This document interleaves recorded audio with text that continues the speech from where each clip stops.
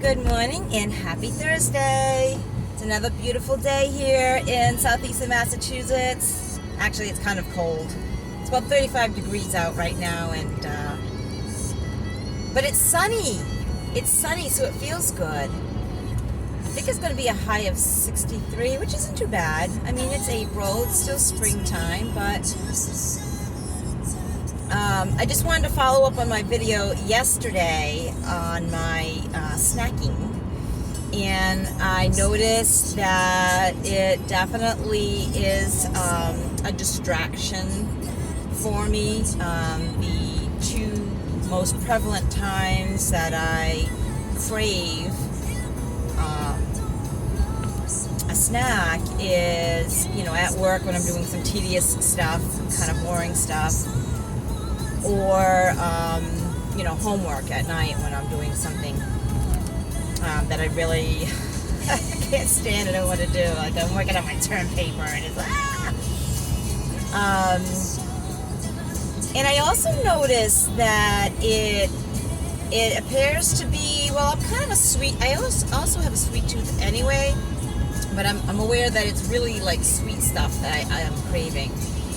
So last night I had 2 servings of, and it wasn't so bad. It's this new, new for me. It's coconut milk ice cream. So it's not made with real milk or cream or anything. It's made with coconut milk, and it has very little sugar in it. It only has the natural sugar from the coconut and vanilla. And it is pretty good. It's not bad. I mean, it's obviously not, not exactly like real ice cream, but it's not bad. It's pretty good. So, one serving wasn't enough, so I had to have 2 because I was really stressed out. Apparently, I don't know. So, I'm trying. See. And I tell this to people all the time. I tell this to my clients all the time. Like, the first step to changing behavior is awareness. So you have to be aware of, what the behavior is, obviously, and why you're doing the behavior, and kind of like, keep record or diary or track of what's going on, what you're feeling at that time, what time the behavior occurs, what's going on, so that you can kind of get an idea of why, you're doing this behavior, and then you can decipher ways to,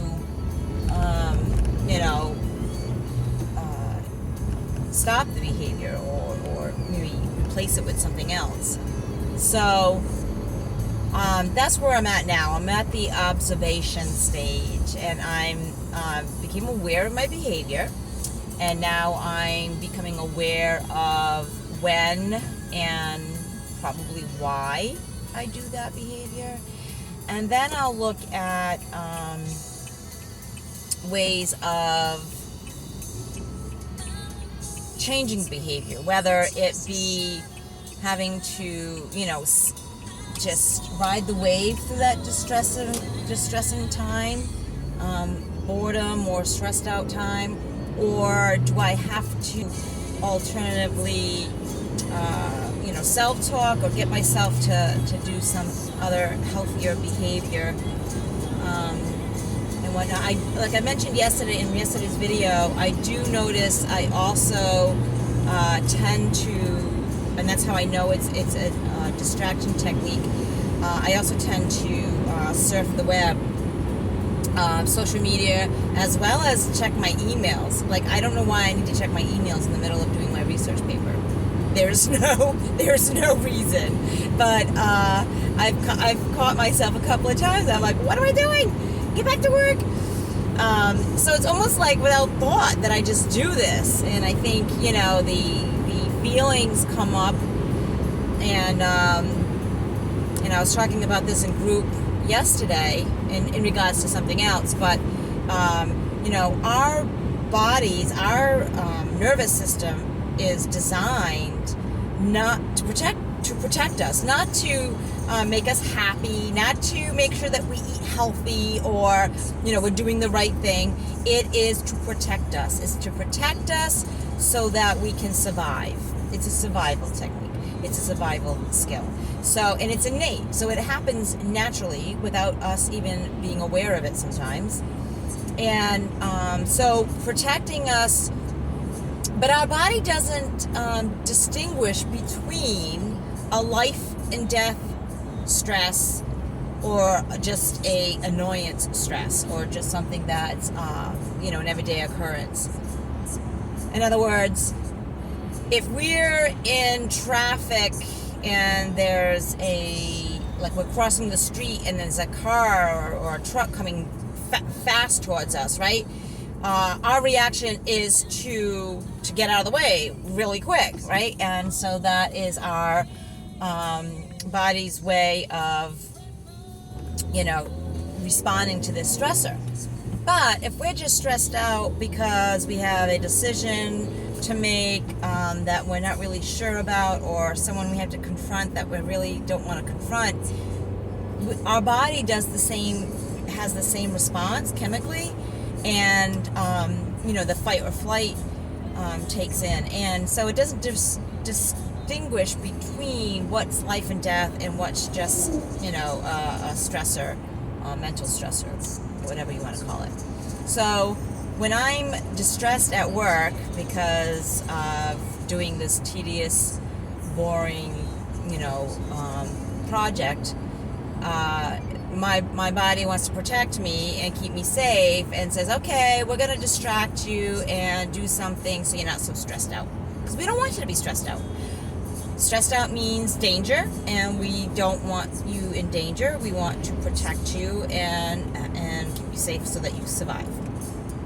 So that's the rationale behind the behavior.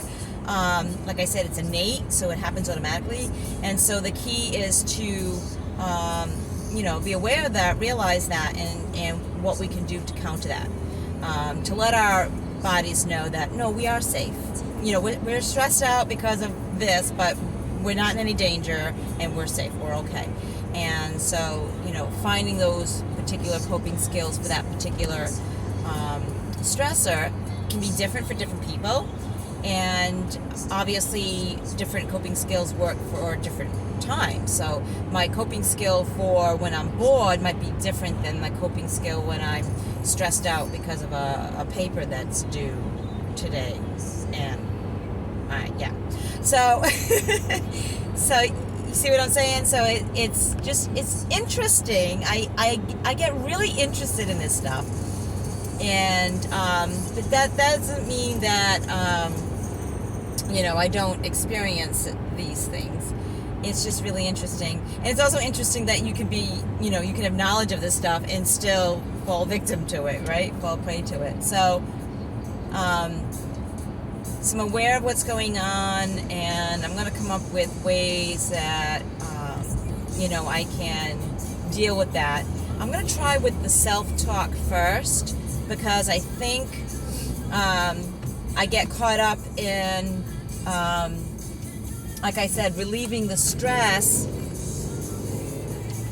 because I feel like either I can't handle this particular moment in time, I'm overwhelmed, or like I said, bored, or